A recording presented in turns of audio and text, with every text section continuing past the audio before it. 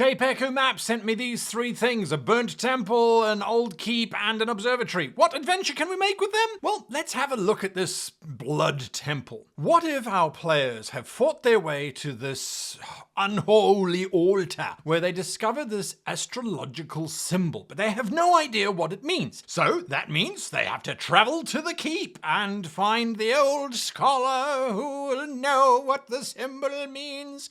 But the keep has got some kind of plague going on, so they've got to fight their way through plague people to get to the old scholar, who tells them the only place to go is the last observatory.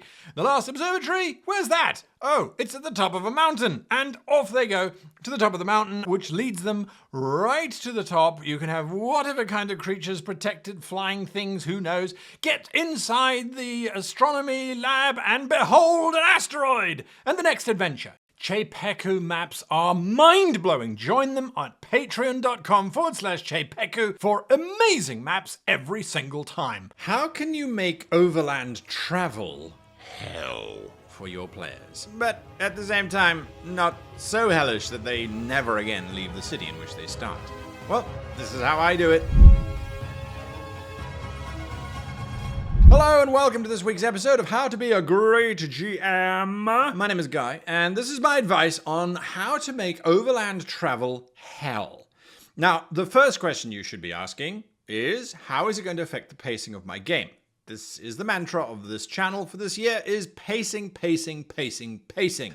So, how is it going to affect the pacing of your game? If overland travel and having problems, having it being hellish, is going to slow the pacing of your game down to a crawl, don't do it. Only do it if it's going to add in an interesting pace change for your player characters. So if you, for example, the players are desperately chasing after the villain, and they know where the villain is going, and they've got to get there before the villain gets there. One of these things would be useful to throw in just to give them a little test to see if they can follow. On the other hand, if they are journeying from one point of investigation to another point of investigation, there isn't really a time frame, there's no sense of pressure, then adding in these is just going to make it feel pedantically plodding. And we don't want that. We want it to move. So if they're going from one point to another point to do mundane stuff, have the travel mundane. That's kind of the rule that I go with. But never more than one of these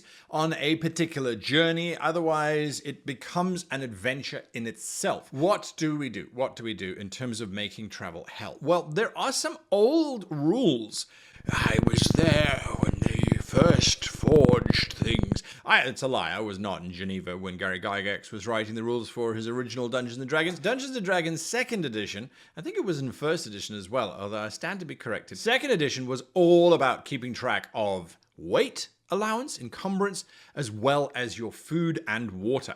And they've kind of stuck through, although 5th edition has kind of gone, They'll buy an adventurer's backpack. It'll cost you 20 gold pieces, and it's got everything in it that you need. You don't have to worry about it. Yeah, that's all cool. They've taken away one of the administrative elements of the game, and in a way denied us as game masters the opportunity to really control that experience and to make it feel more real, or to make it feel hellish. Overland travel, we've got to look at three kind of components.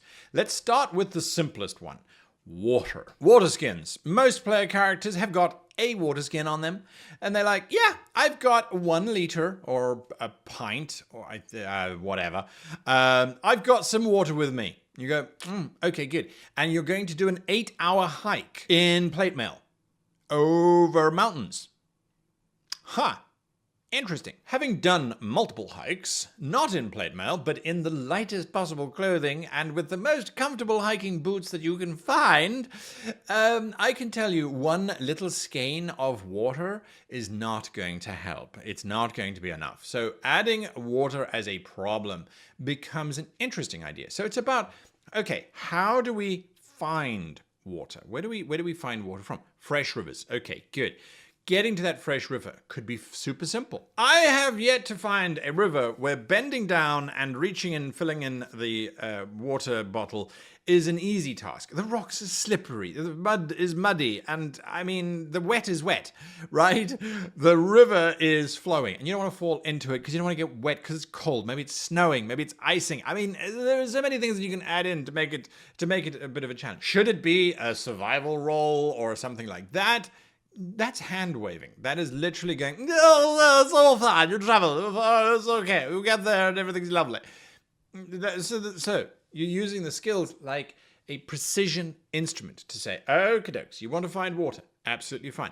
You need to find running water. Still water is going to contain all kinds of wonderful bacteria, which are technically not a poison and is, technically not a disease. It is a living organism inside of you, Mr. Paladin, so you're not immune. Running water needs to be found, so they need to look for running water. That's going to delay them.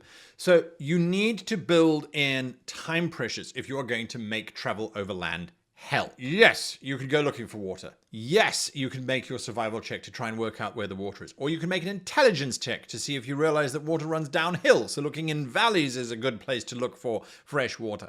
Yes, you can make an intelligence check to realize that you are in a barren wasteland. And so finding water is highly unlikely unless you go digging for it. All of these kinds of things. You can add in whatever kind of check that you like. So finding water is a problem. But why would they need to find water, I hear you ask, if they are taking water with them? Let's say you've got a group who go, yes, we're going on this long journey. I've got 12 water skins with me, and yes, I'm not encumbered because I left everything else behind. Kudos, good for you.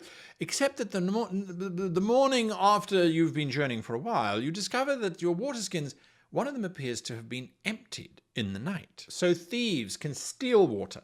Water can be leached out of the bags by a strange effect in the area. You can put some pressure on. I would not and never do advocate that you should punish your player for being prepared for going on a journey. So I would not take away the water of a particular individual if they have planned for it. But if the group have got a wagon that they're going with and there's water barrels, or they're on a ship and there's water barrels, then it's not the group's responsibility. But when they run out of water, it becomes everybody's responsibility. So the individual who's planned ahead, don't punish them, reward them. Give them other challenges, which we're going to talk about later on in the video. Right, so the water starts to run out. There's a thief, someone's stealing it, or the environment leaches it out of leather bags. There are a lot of different avenues for you to explore. If it's a thief, it has to be a thief who can sneak into the camp somehow undetected. So perhaps it's a very small thief. Perhaps it is a mouse or a mosquito. Another thing with water is when you are out traveling, if there is too much water, it becomes problematic as well. A flash flood starts to wash away the road. It starts to cut across the valley that they're trying to get across. It starts to fill the valley that they're in. Flooding and lots of water, or just perpetual rain, can make everything wet, can make everything soggy, can prevent fires from being made, which prevents food from tasting good or being nutritious, or even being able to be cooked so it can't be eaten, or water from being boiled so it can't be drunk if the characters have run out of water. Yes, you've got lots of raging floodwaters. It's brown and dirty. You cannot drink it. So you only brought one water skin that ran out yesterday. Today, you've got nothing but floodwater or salt water or whatever. So when you look at travel, water should be your first port of call, all puns intended. Once you've dealt with water, the next thing to deal with is food. Food takes longer to become a problem. We all know this. I can go for minutes without needing food and not die. Others can go for hours, and most humans, whether they like it or not, can go for days or weeks without food. So it is something that's possible to do, but there are a whole bunch of ramifications. Now, your players presumably are not going to just knuckle it out and just go hungry. So they're going to go looking for food, hunting for food. Now, if there is no food nearby, what are they going to be doing? Are they delaying? So do you remember when I spoke about putting in a time pressure on the characters to get across to complete this journey? Going hunting is fine, but hunting takes time. I've been with professional hunters darting animals in a game reserve. So there's a big fence. Okay, these game reserves are huge in size, but even with all the modern day technology, it still takes you half a day to go and find something, track it down, hunt it, prepare it, and take it back to camp. So hunting is going to take a considerable amount of their time. So again, if they don't have any food, if the food's been stolen, or if they're eating it, or if they didn't prepare any, it takes them longer to traverse than it does if they had just prepared for it. Don't make hunting a make or break. Yes, you've all failed. So bad, too bad. Just make it take longer. So putting in those time blocks is going to be your most effective weapon there. However, once the food has been depleted, once it's been taken care of. So even if the player's got, well, I've got 20 iron rations in my backpack because by golly, I'm prepared. Brilliant. Don't punish them. But you could add in that the party have become the food source of something else. So the idea of having them being hounded by a pack of wolves who stay in the shadows, just out of sight, they don't engage, and if the players go and try and engage them, they run away. It's becoming a delay, isn't it? They're slowing down the party once again. So that becomes one of the things is travel, if it's delayed, is hellish. It's problematic. Those kind of creatures that are hunting the party, they're not after the whole party. They only want one. So it starts to go, what, do you really want to go hunting, Jim? Yes, we've run out of food, but so have the wolves. You see the dilemma that it starts to create when you start to add in just a little bit. It's a hint. It doesn't have to be the super powerful creature. It's not going to wade into the middle of them and destroy them all in one night so they can kill it in one big fight. That, for me, is how you deal with the food situation, is you complicate that. So you've got water, you've got food, and then finally, the last thing to look at, in my opinion, is the actual geography itself. The players are following an old road that hasn't been maintained. It's a dwarvish road built 1,000 years ago. The dwarves are very good stonesmiths in most fantasy settings. But after 1,000 years, plants that have not been cut back or trampled underfoot by traffic have grown back. This is a fact. We know that this happens. Unless it is a road through a barren waste. Because if it's through a desert, it's covered in sand. A barren waste where there's very little going on, maybe that road might still be traversable without any issues. But generally speaking, roads, if they're not very well used, or if there are no roads at all, just cross-cutting across dense bush. Take it from me. You go, oh, look, it's a lovely open grassland plain. And over there's some acacia trees, and over there's some of this and that. But it looks so easy to walk across. The amount of people that I saw in my time whilst I was working on safaris just suddenly disappear in the long grass. And you're like, is there a pit? Is there a crevasse?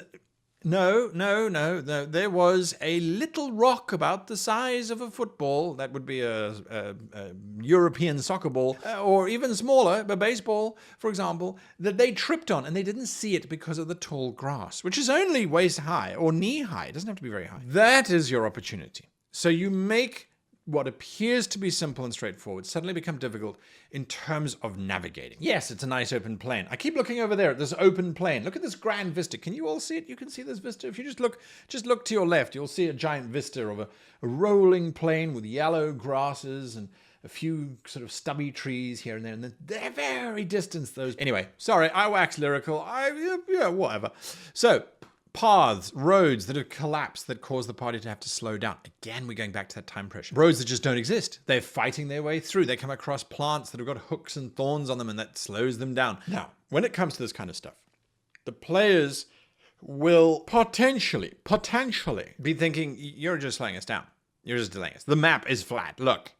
Yeah, okay. The idea is that you don't want the players to feel like you are being the obstacle. You need the players to feel like the geography is being the obstacle. The way that you do that is by allowing the players to choose their path.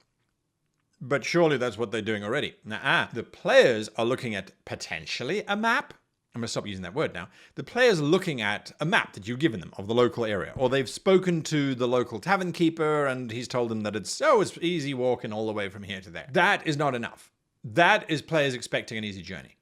So either they've encountered NPCs, it's pretty easy going. You will have to choose between the bog or the thicket. So what you've done is you've now said to the players, okay, you've got some information. There's a bog, there's a thicket. when they get to the top of the hill. They look out over this vista of these plains with the purple mountains and blah, blah, blah, blah, blah. They can see that the plains themselves undulate and wave in the wind and are very spectacular. But every now and again, there's a jagged orange tear, as it looks as if there is soil erosion in certain parts that have created these deep gullies and trenches. And in other parts, they can see the shimmer of water as it sits very low in the grass, perhaps indicating some kind of bogginess. And the grass there is green rather than the brown where it is elsewhere. That is exactly the same as an NPC saying, well, there's a bog and there's a thicket. You are giving the players the information. They are deciding on their course of action. By making them decide, oh, well, let's go through the bog, or let's go through the thicket, or let's just cross over those crevasses and things. Then when they get to the difficulty, they are expecting it and they understand it and they are going to try and get over it. But if they have just been told it's a wide open plain that they can just cross and suddenly there's crevasses and suddenly there's this and suddenly there's that, that can become very frustrating. We want travel to be hell for the player characters, not the players. Broad summary. Pacing.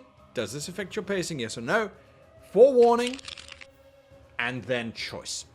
Let the players choose what they're going to do. Let them prepare, give them some information, give them some heads up, and then you're going to use time as a pressure to get across this place. That's my advice on making travel hell for your players. Until next time, huge thank you to my wonderful patrons and to you for watching all the way through until the very end. Until next time, I wish you and yours the happiest of gaming.